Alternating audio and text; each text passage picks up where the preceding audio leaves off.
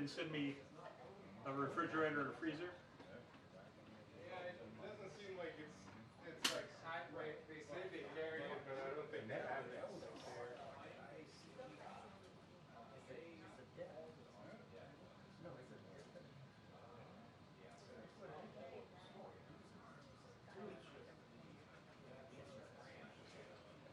You're right.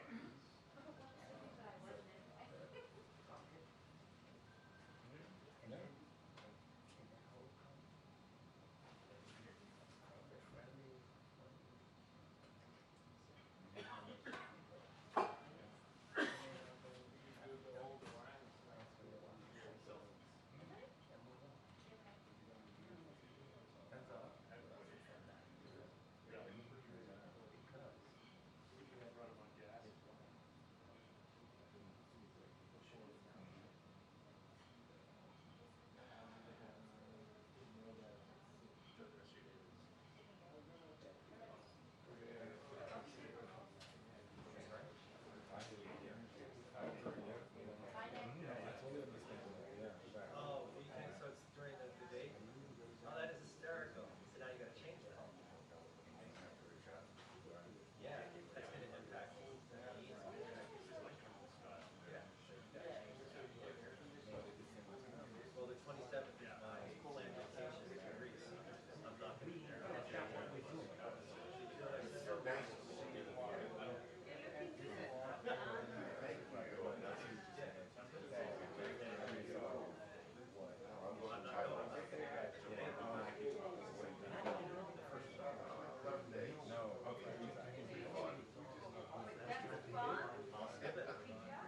Oh, I know. Yeah, that's great. Yes. Well, we have 11 journalists. Yeah. That's really fun. No leave. And, Why did you put Korea there? well, someone will offer me, I'll do it. But it's not a situation. It's not like all the debates will be covered in 3 days all the way to 80. There can go to Korea. I will know. We talked about that, and I would like to. I ate for a long time. Yeah. Oh, because you went by the CEO. Yes, definitely. Okay. One is, you don't want to. See you. Hold on, Jenny, I'm gonna get something to drink. Right, exactly. Well, that's right. I think my signature. But you're right. I don't know how. That solely relies on power.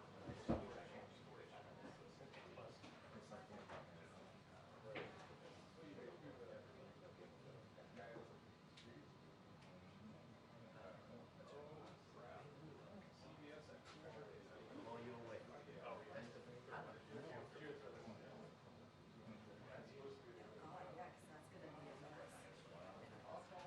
Yeah, because I mean, yeah, but print, it's just more so like, are they going to mention everybody? But for broadcast, it's like. Yeah. I got it.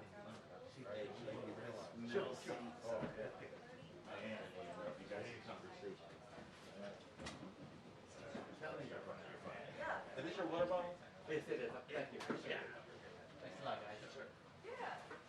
Tell me, let's go back in the back. I'm all set. What's do? I'm okay, man. I remember that insane like Trump Tory debate in St. Louis. There was like a whole like catering tent, well, just starting on that. They bought the Clydesdale. I was manufacturing like I came out with the Clydesdale. You say Karine 3 times, she'll appear. Yeah. Exactly. We have to do it all together now. Yeah. No, close her eyes. Yeah. No, I'll click my heels and forget my measure. Do they stay with the ABC? So that's locations to me. No, it's studio. He's everywhere, he's everywhere.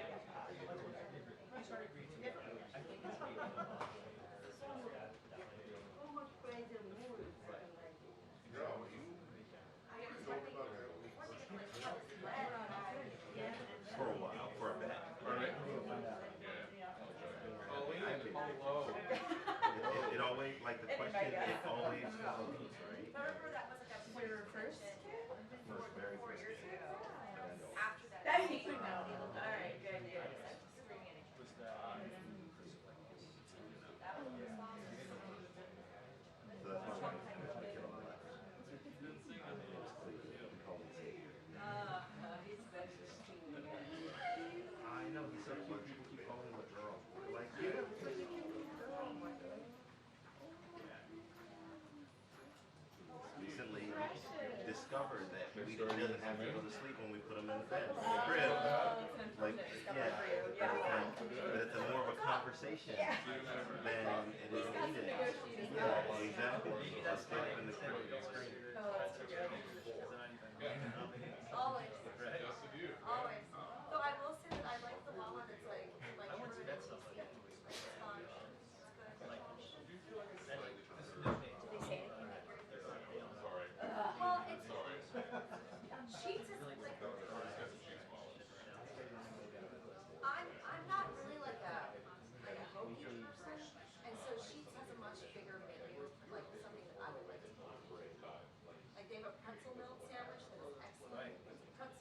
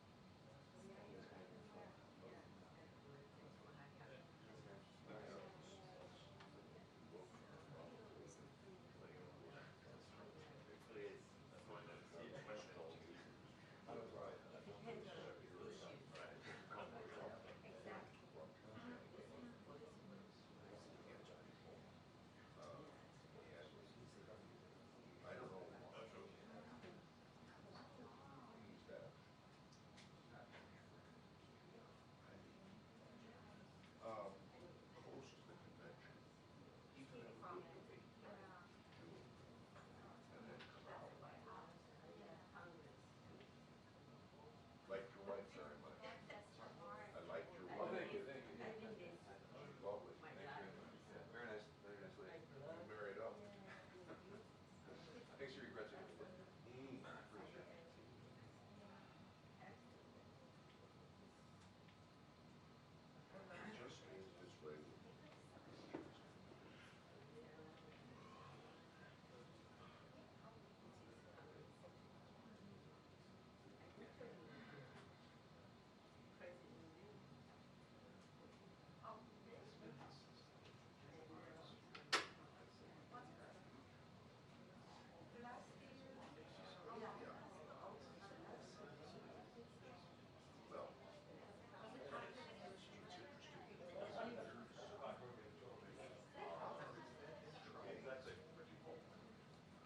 Well, very interesting. Now, I was last week, we got a small dinner, and I read through your for Gaza. I'm spoken Polish. It's almost spoken a while. And well,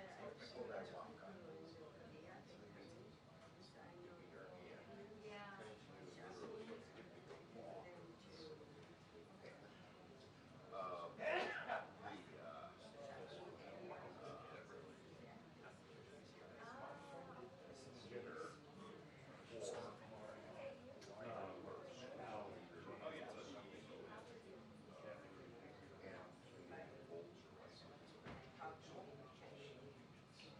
Briefing will begin in 2 minutes. Briefing will begin in 2 minutes. Is it ready?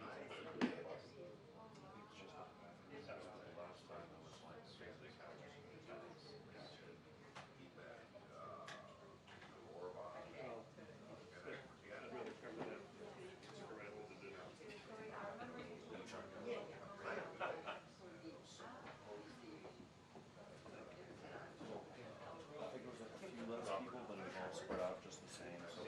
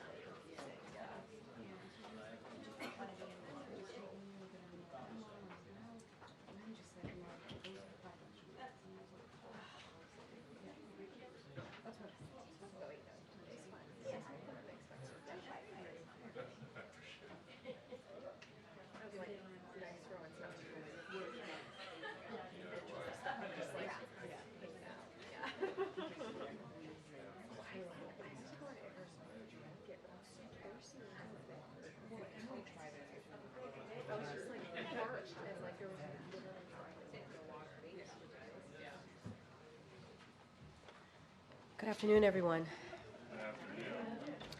Just got two things at the top and then we'll get going. Today, President Biden attended the annual Peace Officers Memorial Service, where he honored the lives and service of fallen officers across the country. As the president says, we must do more to protect our brave men and women in law enforcement. That means funding for more officers, more detectives, and more technology, so officers have what they need to do their job safely and protect us. From day one, President Biden has taken bold action to reduce crime, bolster public safety, and protect the safety of police who walk the beat.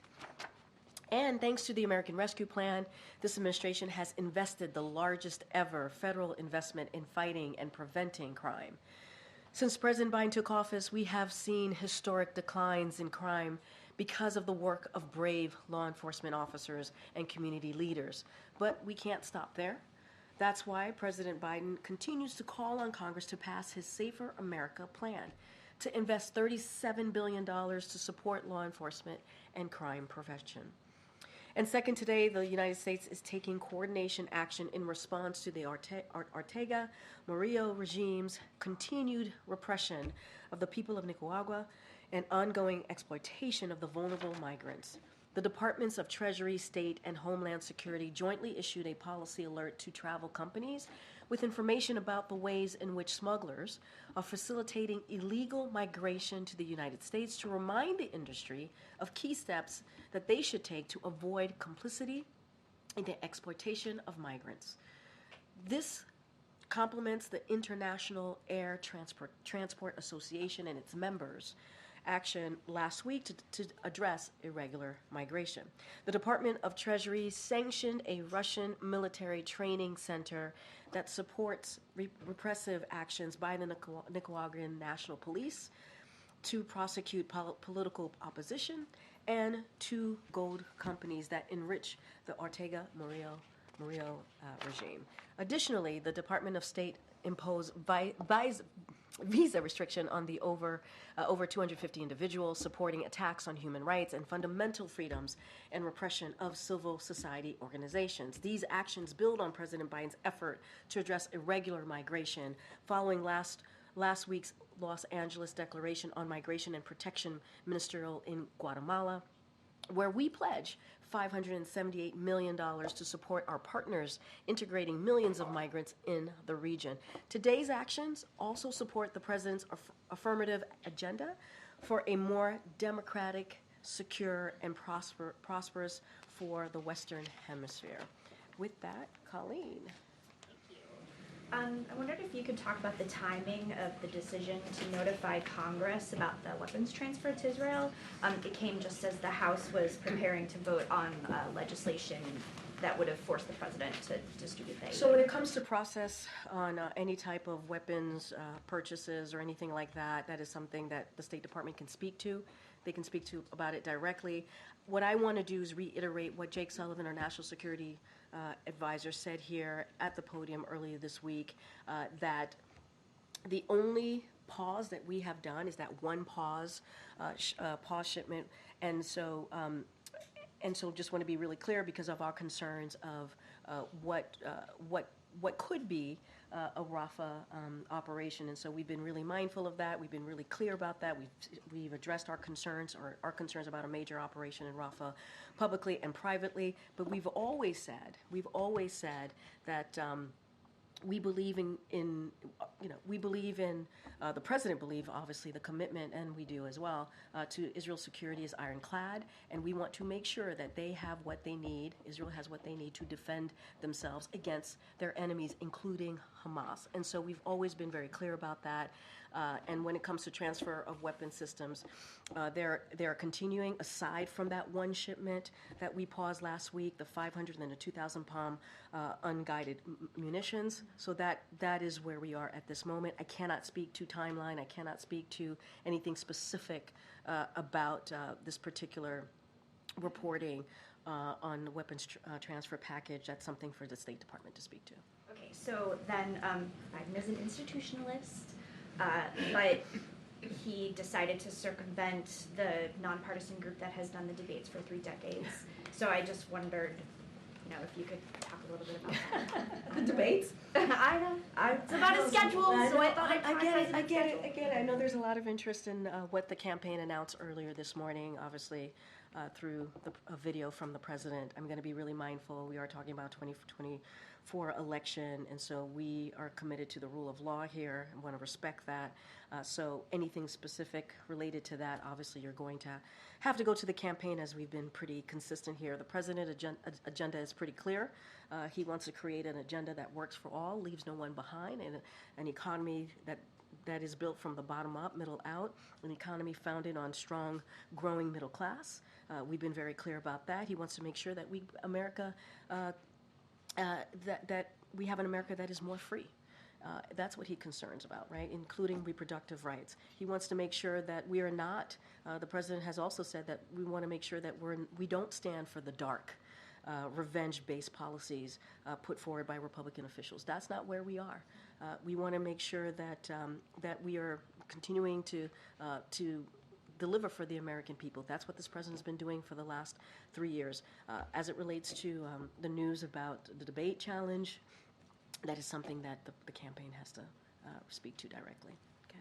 Thanks, Karine. Does the president worry that he muddies the message he's trying to send to Israel by approving this new transfer of weapons so soon after he withheld the transfer of these 1,000 and 2,000-pound bombs? So I don't think, no, to answer your question very directly, I think what Jake Sullivan did here on Monday, laying out the 10 parts of our commitment and how we're seeing the Middle East, obviously, in particular, the war in Israel and Gaza, and how we're moving forward, in supporting our friend, Israel. We've been very clear that when it comes to their security, that continues to be ironclad. There is no change there. We believe that they need to be able to defend themselves, just like the president was able to do when Iran, he was able to bring together a coalition. We saw 300 missiles and drones that were targeted at Israel, that we were able to step in and help, obviously, Israel defend itself. I think that shows how committed we are to their security. And we have said that it is one pause on these bombs, one package, one shipment, and that is obviously connected to Rafa and the potential, what could happen in Rafa, and we've been very clear about that. Those conversations continue. You heard Jake Sullivan say himself in the upcoming days, he's hoping to have a in-person, continuing that engagement that they've been having. There's been 2 virtual, but every day they're having these conversations with their counterparts. I'm talking about NSC and Jake, obviously, and his team. And so we don't think that it muddies the waters. We've been very clear. Our commitment to Israel's security is ironclad. But when it comes to Rafa, where there is a densely populated citizens who are there, who are seeking refuge, more than 1 million. You heard that from Jake. You've heard that from us. You've heard that from the president. We want to make sure that there's a plan to protect their lives. Did the decision to approve this weapons shipment now have anything to do with the bill that Republicans have introduced that would force the president to approve all military aid to Israel? Here's what I would say. I think, again, our commitment to Israel's security is ironclad. That hasn't changed. We've been very clear about making sure that Israel's able to defend themselves against Iran, against their proxies. We've been very clear. Hezbollah attacks Israel almost every day, right? That's what we're seeing. And we have been very clear about making sure that they're able to defend themselves. And I can't speak to the process, the timing of this particular weapons transfer. That is something for the State Department to speak to, so I would have to leave it to them. Thanks, Karine. So the U.S. has been very clear that it paused the shipment of those 2,000-pound bombs because of fears of how it could be used in Rafa. But does the president not share any concerns about how the weapons as a part of this $1 billion package could also be used to harm civilians? So, look, we have always been very clear, and we have been clear, certainly very recently, that while our support for Israel is ironclad, and we believe that they should be able to defend themselves. We believe that they have the right to go after Hamas, a terrorist organization, and they should do that. We've also said 2 things can be true. We've also said that they have to do it in a way that protects civilian lives. That continues. That continues to be part of the conversation. That continues in a process for us to make that very clear directly to them. And we've been also very vocal about that privately and obviously publicly. So those 2 things can happen. Those 2 things can happen. And so, look, we're going to continue, again, to have a conversation with our counterparts. NSC obviously is going to continue to have those conversations as we move forward. And we've learned from 2 U.S. officials that Israel has amassed enough troops at the edge of the border with Rafah to launch a full-scale incursion. If Israel does so, as Netanyahu has vowed to, how will the U.S. respond? Look, that is for whatever the Prime Minister has said recently, that is something for him to speak to. Obviously, I can't speak for the Israeli government. That is not something that I do from here. We have been very clear. We're going to continue to monitor the situation.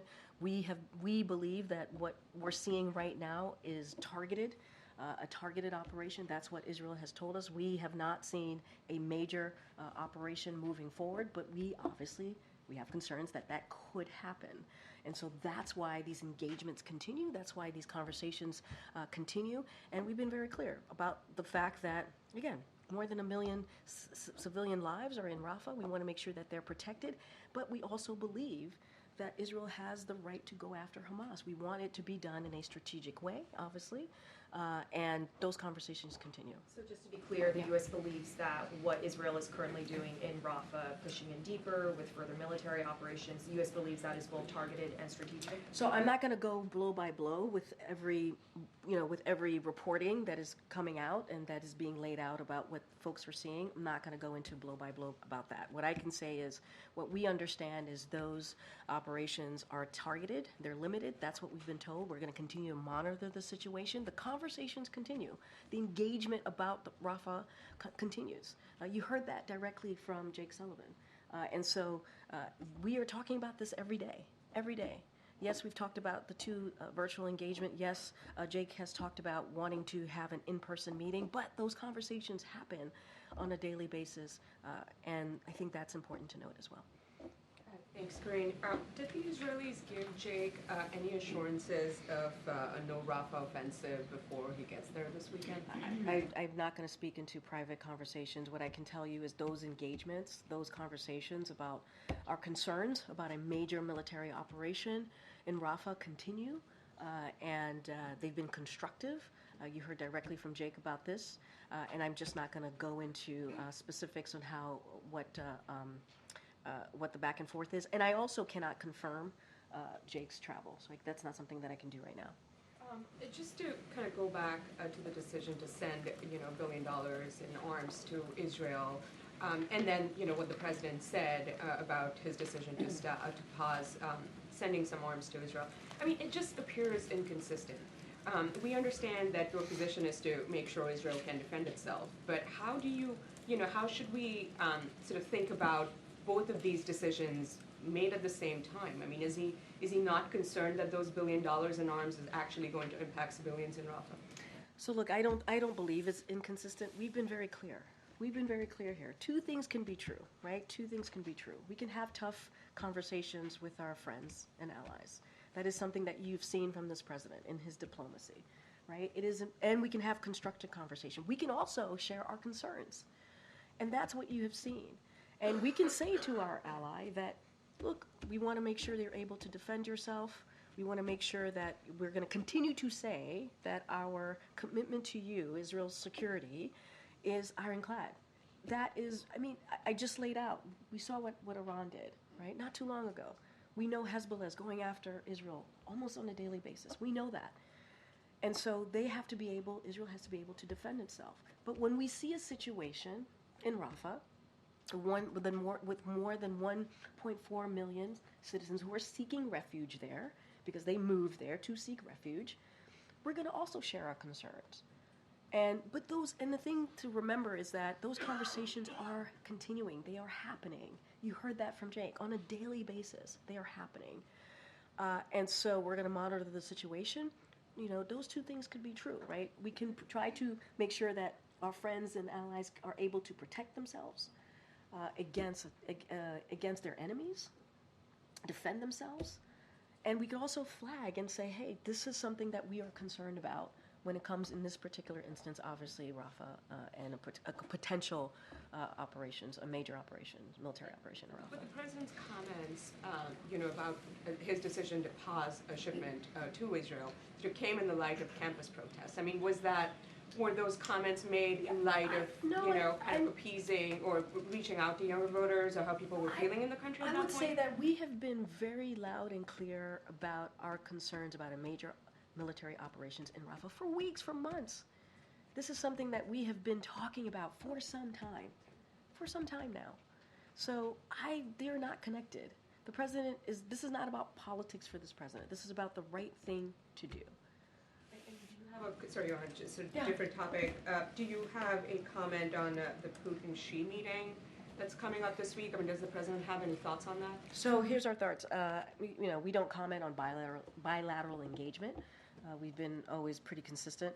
But I want to make one point clear. We find it unacceptable that the Chinese companies are helping Putin wage this war against Ukraine.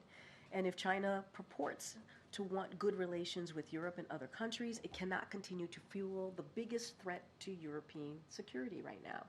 This is not just a U.S. position. You also heard it from the G7 partners, NATO, and the EU. And that's our position on that. Thanks, Karine.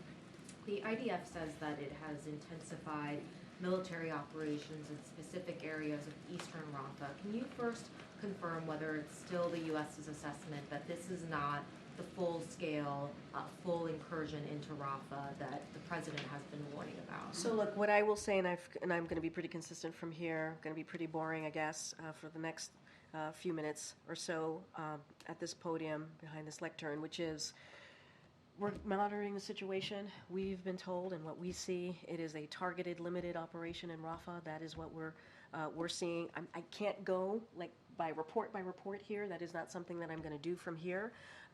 We have made our concerns very clear, publicly and privately, about a potential major operations offensive in Rafa. And so, look, we do not believe they should be dropped in these bombs, right, should be dropped in densely populated cities. So we are talking to the Israeli government about this. That's why we put a pause about on the shipment for one shipment, only one shipment of the 500 and 2,000-pound bombs, given our concerns, our major concerns here. And so I'm not going to go blow by blow here. I'm not going to go to every specific reporting. This is what we are monitoring. This is what we know. And the conversations, engagement on Rafa certainly will continue with our Israeli counterparts. But what you're seeing right now is not a major military operation. That's what I can share with you, yes. That I can say. Just to return to a question that I think a couple of my colleagues were trying to ask about, this new arms deal for Israel, it would include tank ammunition, tactical vehicles, and mortar rounds. That's according to our reporting. Is the president not concerned that those are the kinds of things that could be used in a military operation into Rafa?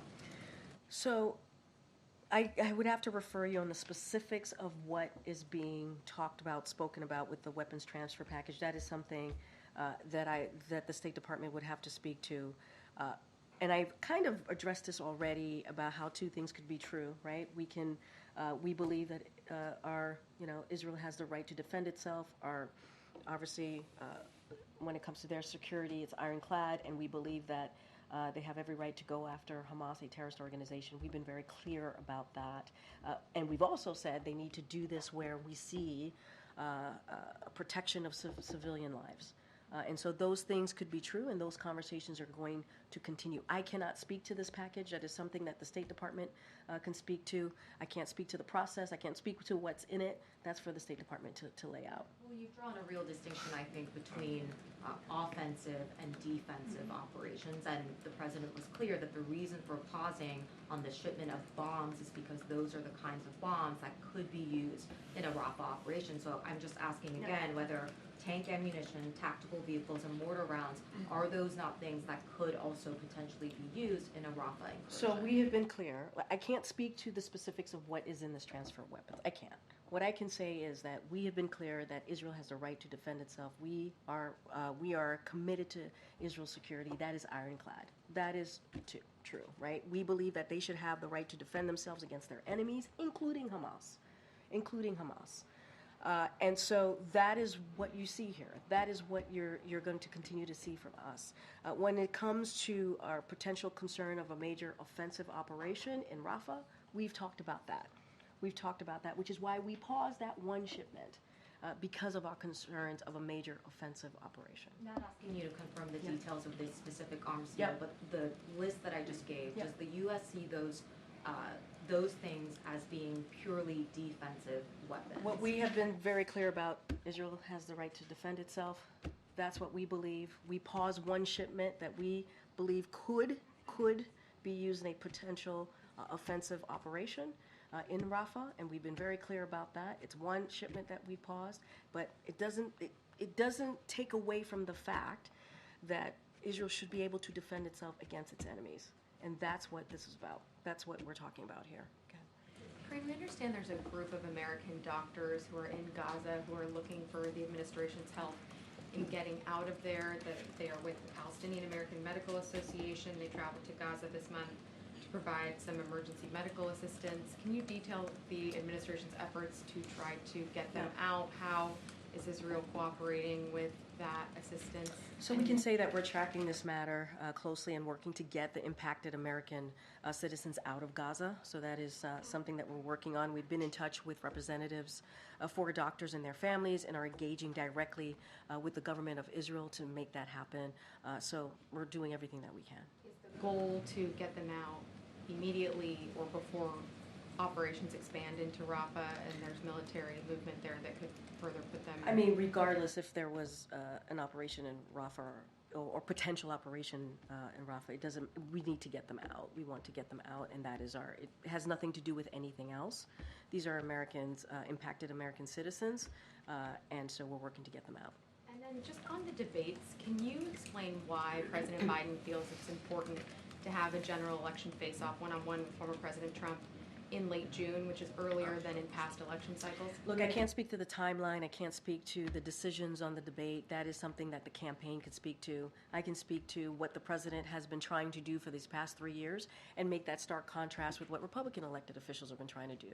He's been trying to make sure that we build an economy for all, don't leave anybody behind, make sure that we're fighting Big Pharma, make sure that we're lowering costs for Americans, and you have congressional Republicans, actually that way, who are constantly trying to make sure that that we increase healthcare cost, right? That we give tax breaks to corporations and billionaires. That's what they're offering. Cut Medicare, Medicaid, and Social Security. That's what I can provide for you. What the president's policy has been, what he's been trying to do, and what we're up against here. And we're also talking about our democracy, our freedoms that are under attack. And so the president's going to continue to fight for that. As it relates to the debate, timeline, or anything connected to that, that is something for the campaign to speak to. And just finally, the president put a statement out on this, but is there anything else you can share about this, what appears to be an attempted assassination attempt on the Slovakian prime minister? Yeah, as you just stated, the president put out a statement on this earlier today, and I will just reiterate that we're expressing, the president expressed his alarm and deep concern over the attack. As the president said, he and Dr. Biden are praying for a swift recovery, and our thoughts are with his family and the people of Slovakia. We condemn this horrific act of violence, and our embassy is in close touch with the government and ready to assist. And I'm just going to leave it there for now. I want to ask about the inflation report, but first I wanted to just follow up. Does the president intend any direct outreach to allies in Slovakia, or I don't have any calls to read out to you at this time. Okay. On the inflation report, yeah, sure. Obviously it was positive for you guys, but we're still seeing inflation above normal levels, despite everything the administration and the Fed is doing. Do you have a sense of when households can expect to see prices stabilize? So look, here's what I can tell you. What we're going to continue to do is make sure that we are, when it comes to our priority as it relates to the economy, we want to make sure that we're fighting inflation and continue to do so. And so we understand we have a lot more work to do. We get that. But I would state that inflation is down more than 60%, with the lowest core inflation in 3 years, and grocery prices fell over the last 3 months. Wages are up more than the prices over the last year, and since the pandemic, more than 15 million jobs created, and unemployment is under 4%, and that is the longest stretch that we have seen in over 50 years. So we are seeing some progress, some macroeconomic progress, but we understand that there are Americans and families that are still struggling. That's why the president continues to do everything that he can to lower costs, whether it's insulin at $35 for seniors and calling for that to be for all Americans, and a plan to build 2 million new homes, lower child care costs. This is what the president is trying to do and has been very clear about his plan for Americans as it relates to the economy And again, in contrast to what GOP is trying to do, cut Medicare, cut Social Security, cut Medicaid, make sure that they want to make sure that there's a tax break for billionaires and corporations. That's not what this president is about. So the work continues. We're going to continue to fight inflation. We're going to continue to be really focused on that, and that's what you're going to see from this administration. Okay. Back to Rafa, is there a concern at all that, you know, these targeted attacks would still cumulatively add up to, you know, the amount of civilian casualties or damage? I know that the concern is a major ground operation, but as these more targeted attacks continue by the IDF, is there a worry that that would still add up ultimately to the kind of civilian casualties you're trying to avoid? So what I can say is what Jake said, which is we're monitoring the situation, and we're going to continue to do that. We're going to continue to have engagements with our counterparts in the Israeli government. That is something that we're going to continue. We believe that it's been constructive. We have not seen a major military operation. And so we've been clear about that. Jake has been clear about that from here, but we're going to continue to have those conversations. I can't get into cumulative. That's hypotheticals that I don't want to get into from here, but the engagements continue. Jake said himself when he was here, he's hoping in the next couple of days or so to have an in-person meeting to talk about Rafa operations. He has had regular communications with his counterparts in the Israeli government, and that's going to continue. We couldn't preview Jake's travel, but are there any sense of a meeting happening in Washington? When those in-person meetings would happen, can you speak to any of that? As you know, when we have had virtual meetings with our counterparts in Israel government, we have shared that information, including the virtual meetings, including when the president spoke to the prime minister, and we said in our readout that they talked about the Rafa operations. We certainly will share that with you. I just don't have anything at this time to speak to. With apologies, with the situations in Israel, you're saying that two things can be true at the same time. Can two things be true at the same time again? In other words, would the president again decide that the most recent weapons package that he proposed is being used for a large capacity of civilian deaths, like the 2,000-pound bombs? Could he then again say, you know what, we're gonna hold these back after all? I'm not gonna get into hypotheticals for me. I'm just not. What I can say is that we have been very clear that our when it comes to Israel's security, that is ironclad. We believe that they should be able to defend themselves. We've been very clear about that against our enemies, including Hamas. Clear about that. When there are concerns that we see, we will certainly speak to that, as we have done for the past several weeks. We have been consistent about that too. In this particular instance with the Rafa operations, a major military operations, we have said we have concerns, and those conversations continue. I'm not going to get into hypotheticals from here. I think we have laid out how we see our engagement, obviously, how we see this moving forward, whether it is the Rafa operations, obviously our major concerns there, and those conversations continuing, and also making sure that Israel has what it needs to defend itself. And that has been consistent here, and that is what we're going to continue to say from here. And you heard directly from the National Security Advisor, lay that out in 10 parts on Monday, and I think in a pretty comprehensive, detailed way. Obviously, there's the hostage deal that we want to make sure that happens. We want to see a ceasefire. We want to see hostages come home. We want to see more humanitarian aid go in. And so that is also something that we're working as well towards. President had a big event yesterday on tariffs. I wanted to circle back to the U.S. steel situation, the offer from Nippon Steel to buy U.S. steel. The president has opposed that deal. Can you give us any update? Does he plan to try to block it? Is he hoping the proponent withdraws its offer? He's, been on record opposing it for a month or two now. So I'm just going to be, there's a CFIUS review. I'm going to be super mindful. It's independent review, so I can't comment beyond that. There are calls from senators, Republican senators, that he can kill it without that review. Is it I totally understand. Wait for the review? We respect the CFIUS review. I'm just not going to get ahead of that. And on the border, can you give us any update on the president's thinking on that executive order that you folks are said to be considering? Look, I mean, this is the same thing that I've been saying, and we've all been saying for the past several months, right? Especially since when we first introduced this national security supplemental back in October, that included the border security piece in that, and then obviously we took that out and then went to a place of working a bipartisan way with senators in trying to come up with a negotiation that dealt with border challenges, that dealt with a broken system that we have seen for decades.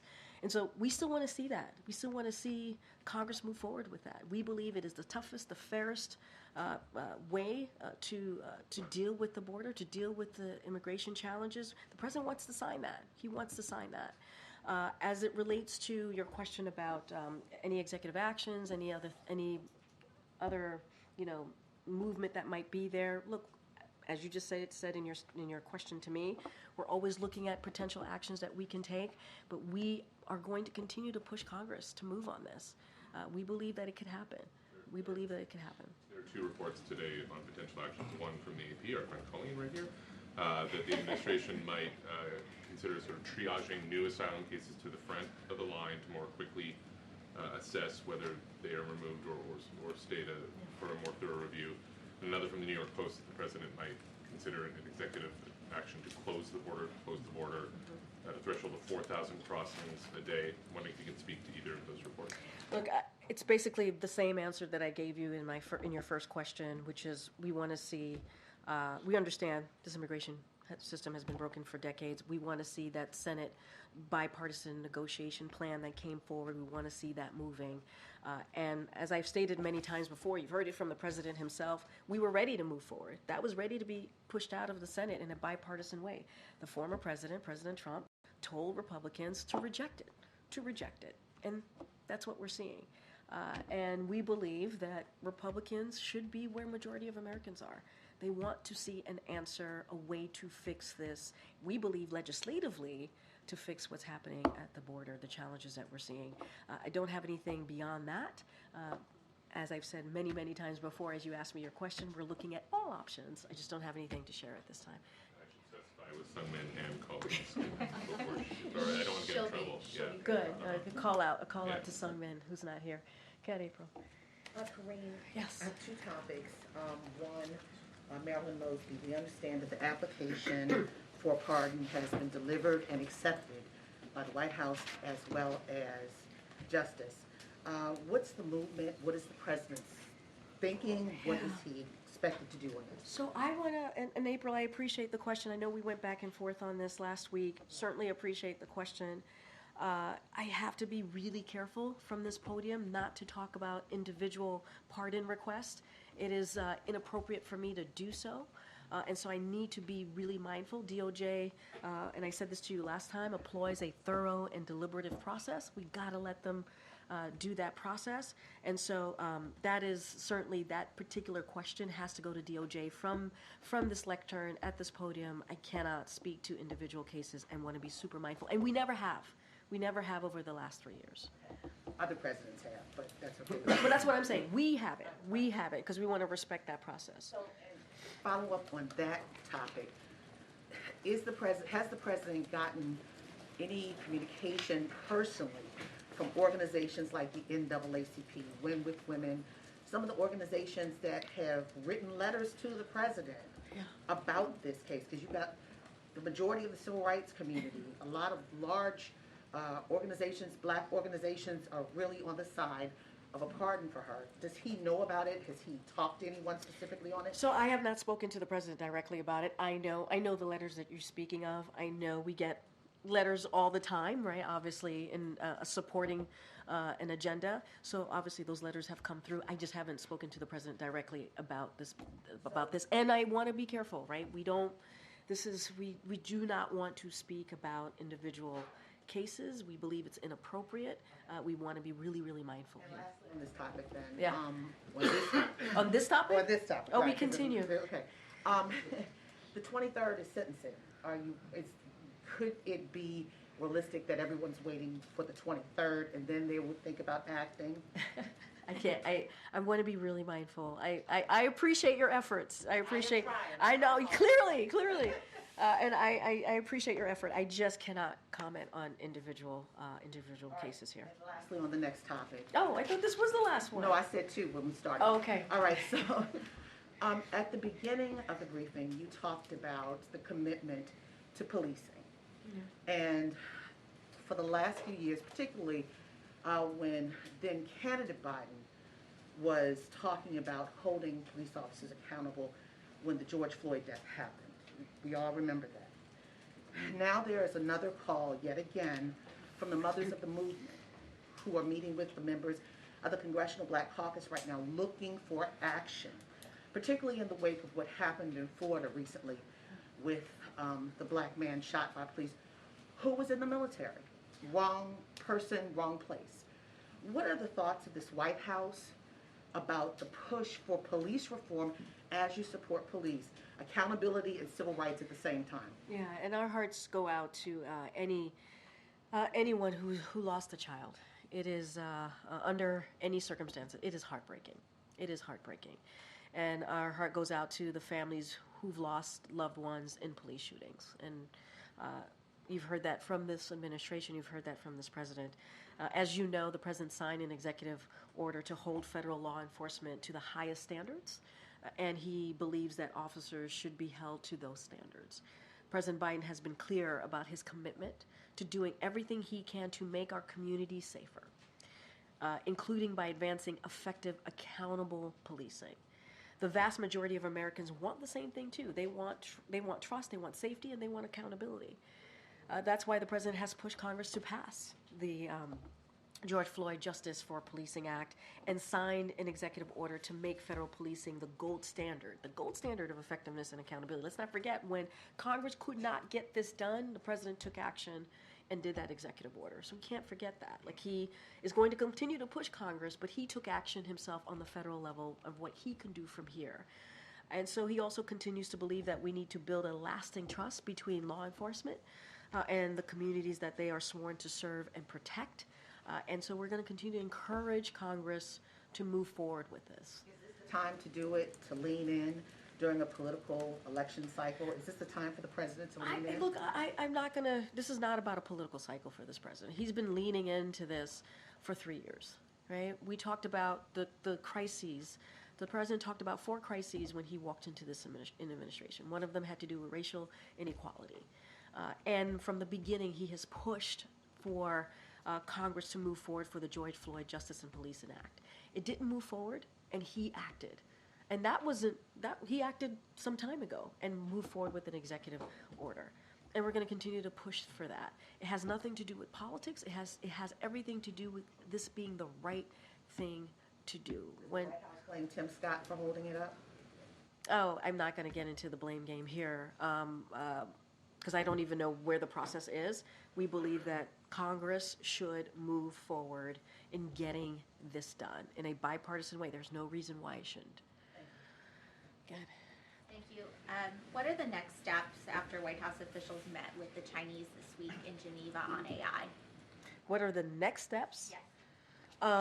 Look, as you know, the president signed an executive order on AI, which is the most comprehensive executive action that he took. And what I would say with China, those conversations are going to continue, but this is an issue that the president believes that we need to act on and thinks it's an incredibly important issue to move forward on. Those conversations with China are going to continue. Those diplomatic conversations, I don't have anything to preview beyond that. A bipartisan group of senators this morning put out a roadmap for their view of legislation on artificial intelligence, led by Senator Schumer. Does this White House have a perspective on it, and have you weighed in at all directly with those 4 senators? Yeah, so this is very similar to the answer that I gave, but I will say to this particular legislation, we're grateful that Leader Schumer and Senators Rounds, Young, and Martin for their work on this important issue. We're very grateful, as you know, and I think we may have mentioned this, after the president did his executive order, as I mentioned, is the most significant action done by a government. He within days of signing it, he met with that exact group of lawmakers to underscore the importance of moving forward with a bipartisan legislation. So we're appreciative of that. We think it's important that they're doing that as it relates to like the exact approach of this piece of legislation. That is something that Congress is going to have to move forward on, but we're grateful. We're grateful that they're moving forward in a bipartisan way. Again, the president talked to this particular group about this, and so we're glad to see this moving forward. Just so I understand, so you're appreciative of them working on something related to AI, Yep. but you're not backing what's in the framework. Well, it has to, there's a process here, right? It has to move forward. They're going to have to figure out the exact approach. We're going to let them figure out the exact approach. The president said in that meeting that he had with that congressional group that they needed to move forward in a bipartisan way. We see that. We are grateful for that. But I'm not going to get into the specifics. They're working through that. They're going to figure out the exact approach. So we're going to let them do that. Thank you. Okay. Okay, Karen. You briefly talked on Monday about the president's meeting tomorrow with the families involved in the Brown versus Board of Education case. Do you have more you can share about the details, who he's meeting with, how the meeting came about, and what his message will be? I do. I have a little bit more detail on that, on just like obviously these are a couple of days of really important engagement that the president has. I'll start with the Brown v. Board of Education. So this week at the White House, we're recognizing it is the 70th anniversary of the landmark Supreme Court decision, Brown v. Board of Education, becoming the law of the land. President Biden will participate in a number of engagements that honor the legacy of those who paved the way for progress and hard-fought rights for Black Americans. He will also highlight his vision for how we must continue to build on these freedoms. Tomorrow, President Biden will meet with the plaintiffs from the landmark Brown v. Board of Education case and their families at the White House. And then on Friday, as I stated earlier this week as well, May 17th, President Biden will deliver remarks at the NAACP 70th anniversary of Brown v. Board of Education at the National Museum of African American History and Culture in Washington, D.C. The president and the vice president will also meet with. Excuse me, I have a little cold, guys. Sorry. The president and the vice president will also meet with the leaders of the Divine Nine, historically Black sororities and fraternities. On Sunday, May 19th, as you all are tracking, the president is going to deliver commencement address at the 140th Morehouse College commencement in Atlanta, Georgia. So as you can see, there are a couple of engagements that he's having in the next 4 or 5 days, and so we will have more to share, and obviously you'll hear from him directly. According to today's CPI report, rental inflation continues to be stubbornly high. How optimistic is President Biden that Congress will approve his, plans to build 2 million more homes or preserve 2 million more homes? So look, I think this is something that the president's going to continue to fight for, obviously. He's going to continue to speak towards how important it is for homeowners to be able to afford a home, to be able to afford rent. And we know what Americans are going through. That's why he created, very early on in his administration, he created a task force to deal with that, to deal with what else we can do from here, from the federal government, to deal with what homeowners are dealing with, what Americans are dealing with when it comes to higher cost. But the way to actually address this in a more holistic way, we have to see legislation, we have to see Congress act. And look, we're certainly gonna continue to be consistent here and calling on Congress to make that move. HUD has taken a lot of actions on making sure home ownership is more affordable, making sure that there is discrimination taken out of especially with certain communities that have to deal with buying a home. And so they've been very effective there, so we appreciate their leadership there, but we need to do more. What's the progress, though, so far of the 2 million homes? I mean, I don't have a progress report for you at this time, but look, we understand that this action, moving this forward, is important and critical to many Americans and their families across the country. We understand how difficult it is, and for homeowners, for renters, we understand that, and we understand that lowering cost has to be at the center of our economic plan, which is why the president continues to fight inflation and do everything that he can to lower cost. How worried is President Biden about his re-election bid based on this? Because this affects Americans. I can't speak to that. What I can say is that the president's doing everything that he can to deliver for the American people every day. Every day. It's not about politics, it's about the right thing to do. That's one of the reasons why he ran. He believed that he can do something, he can get things done. And we believe in the last 3.5 years we've been able to do that. We've been able to create some jobs. We've been able to lower unemployment. We understand that people are still feeling this and there's more work to do. But it's not, as I'm speaking about this, it's not in a political lens. This is on what the president believes is the right thing to do on behalf of the American people as president of the United States. Thank you, Karine. No, thank you. Okay, I'll wait then. No problem. How concerned is the president about the advances the Russian army is making around Kharkiv? I mean, you saw Secretary Blinken in Ukraine yesterday, and I think he laid out our commitment, obviously, to Ukraine, and that's one of the reasons that we fought so hard, certainly to get that national security supplemental done. And so we are focused on supporting Ukraine's defense. We're going to continue to do that in Kharkiv, obviously, in that region where Ukrainian forces are fighting very hard. And as you know, on Friday, we warned that we had been anticipating that Russia would launch an offensive against Kharkiv, and we're anticipating that Russia would increase its attacks in an attempt to establish a shallow buffer zone along the Ukraine border, and we have been coordinating closely with Ukraine to help them prepare. And as you've heard us say, you heard Jake said this as well on Monday, how when the National Security Supplemental became law, the president right away moved forward with the president authorization for $1 billion of military aid package. And so that continues to flow. Certainly the Department of Defense will have more on that.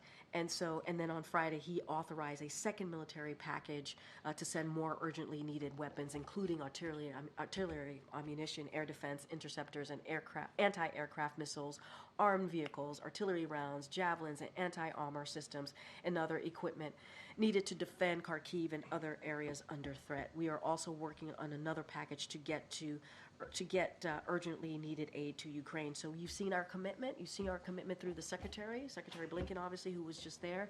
We're committed to Ukraine continuing to fight for their democracy and continuing to fight Russia's aggression. So U.S. government will send a former senior U.S. official to Taipei for the May 20 inauguration of the new president there. How did the White House decide the member of the delegation? Do you think China would respond to the inauguration? If so, how? You're talking about the Taiwan inauguration? Okay, so, and you're talking about the delegation. So inauguration is happening on May 20th. In January, the Secretary of State issued a statement congratulating President-elect Lai on his electoral victory, and noted that the United States looks forward to working with his administration and leaders of all of Taiwan's political parties to advance our shared interests and values, as well as furthering our longstanding unofficial relationship. Consistent with past practice, the United States will send an unofficial delegation to attend the inauguration. I don't have anything more to share about that. That is something that the State Department is running as it relates to the unofficial delegation, so they can certainly share more on what that looks like. But obviously, it's an upcoming inauguration on May 20th. Thank you. I know you don't want to talk about campaign stuff, so I would just look for I really don't. I would just look for your It's not even that I insight don't then. want to. I can't. Then how about your insight as the most prominent political communicator in the world? The White House press In the secretary. world? In the world. White House press secretary. In the world. Does a person generally want to debate when they are winning or when they are losing? I am not going to do political punditry from here, my friend. I'm just not going to do it. So I used to do that in my old job. I'm not going to do it from here. So should we see this sudden offer from the president to debate as a signal that you guys realize you need to change the subject after some really bad polling? You know, we had a back and forth on polling yesterday, and it just goes back to the core of what I said to you, which is, look, this is a president that has had a pretty successful legislative, especially legislative, tenure in the first 3.5 years, and has delivered on many things that are popular to the American people. And we're going to continue to talk about it. We're going to continue to travel the country and talk about investing for America. We're going to continue to talk about how we need to do more to lower costs for Americans. We get it. We understand how hard it is, as the president talks about being around the kitchen table, and how hard it is to make those difficult decisions sometimes every month on what you're going to pay for. So he gets that. And I just don't want to get into polling, any more details on polling. What I can say is the president is focused. He is laser focused on making sure we do everything that we can to give people, Americans, a little bit of breathing room, and that's what the president's going to continue to do. As it relates to the debate, you got to talk to the campaign about it. That is a question for the campaign, and I'm sure they are eager to answer your questions, Peter. Then not a debate-specific question, but debate prep Oh, is gosh. something that traditionally can happen here at the White House. Who is going to stand in during the prep for Donald Trump? Who's going to stand in? Do you want to stand in for Donald Trump? Do you want to do that? I can connect you with the campaign. That might be fun for you. Actually, so you're saying I can go debate Joe Biden behind the scenes You know for what? as long as I want? I Actually, yes. think that might be fun for both of you. It might be fun for both of you. I think that might be fun. I don't have anything for you on that, but I appreciate the question. I appreciate you trying. All right, I gotta know we have to wrap up. Go ahead, Ed. Yeah, thanks, Karine. I'm going to ask you about how the president talks about inflation. So, two times over the past 2 weeks, the president said inflation was 9% when he came into office. Is the president misleading Americans on that, or does he just not realize that inflation was 1.4% when he came So, in? and thank you for the question, because I know that we got a lot of incoming on this yesterday. And look, what the president the point that he was making is that the factors that caused inflation was in place when he walked into the administration, when he took office. As you know, the pandemic caused inflation around the world to be by disrupting our economy and breaking our supply chains. As you know, we had to act quickly on dealing with the supply chain. He put together a task force. You saw the president do that. And just a couple of examples here, or one example, semiconductor shortages already existed when he took office. That increased costs on everything from auto parts to washing machines by some measures. It accounted for 1/3 of inflation in late 2021. Many countries saw worse inflation than we did, and obviously, and we have talked about this, we've been able to come out of that economic downturn in a better place than most of our counterparts across the globe. Reopening after the pandemic unavoidably increased inflation by unleashing pent-up demand. Inflation increased quickly as we reopened. Annualized core CPI in the second term of 2021 was 9%. And so he was talking about the factors that were in place that led to that. And look, and I said this earlier, I'm going to say it again, we're going to do everything, as we were talking about CPI, we're going to do everything that we can. This president is committed to doing everything that we can to fight inflation, and that's what the president was trying to speak to. But COVID started in March of 2020, so those factors were in place for about a year before the president took office. Look, the pandemic was happening, right? That caused inflation. That was happening. Supply chain was breaking our economy. That was happening. And it wasn't just us. It was globally. And they were, and other countries, our allies and partners, were seeing worse inflation than we were. And we are able to recover, and we are in a stronger position as we recovered. But he was talking about what was in place, what was happening, the factors that led. And I talked about the second quarter of 2021, we saw that inflation was at 9%. So he was speaking specifically to the factors that led to that. All right, go ahead. What is the administration's reaction to Egypt's decision to block humanitarian aid from entering through the Rafa crossing? So look, we've obviously seen the reports. We have concerns. We want to see humanitarian aid. It is critical for humanitarian aid to get into Gaza. We're going to continue to have those conversations. We know how dire the situation is in Gaza, the humanitarian situation. So we want to see that. Those conversations are going to continue. We're going to continue to have those diplomatic conversations. And so we got to see that aid flow in, and the president's committed to that. How has Egypt justified its decision to the U.S. government? I'm not going to get into diplomatic conversations. What I can say is our commitment to get that aid in, and we're going to continue to have those conversations with our on the U.S. maritime port that I believe construction is basically done. Is that right? I don't have anything for you on that. Okay, so but a very specific question: if a family of Gazans show up at that port as asylum seekers, will the U.S. government turn them away? I don't have anything for you on that. What I can say is that when October 7th happened, there were Palestinian Americans that were in Gaza who wanted to get out, and there were about 1,800 of them. We did everything that we can to get the ones who wanted to go out, right, who wanted to leave, and we did that. I can't speak to that particular question. I would have to go back to my team. I just can't speak to that question. Of the 1,800, did we successfully manage to get out? I would refer you to the State Department, but there were 1,800 Palestinian Americans who were in Gaza. Not all of them wanted to leave. Some of them did, and we were successful in getting them out. I don't have that number in front of me. I would refer you to the State Department. Okay, you have the last. Republicans on Capitol Hill have been accusing the president of violating the Impoundment Control Act, which is an impeachable offense, by withholding the bombs for Israel. Does the White House have a response to that? And what is the legal authority that the White House is citing for the president to withhold the weapons? So look, I will say this. The administration, as you saw, we put out a SAP just yesterday, and that we, just last night, a statement of administration's policy about this particular, the Israel Security Assistance Act. We said that we would veto that bill. The administration strongly opposes this attempt to constrain the president's ability to deploy U.S. security assistance consistent with U.S. foreign policy and national security objectives. This bill raises serious concerns about infringing of the president's authorities under Article 2 of the Constitution. So that is, to answer your question, it's under Article 2 of the Constitution, and that is our legal authority here. And with that, The accusations that withholding the weapons violates the impoundment control. I mean, I just said that we believe that it was in our legal authority to do so. We did.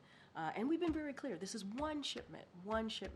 As we talk about the Rafa operations and our concerns about a major military operations. And you've heard us. I went back and forth with some of your colleagues about our commitment. You heard it from Jake Sullivan. Our commitment to Israel's security is ironclad. We believe that they should be able to defend themselves.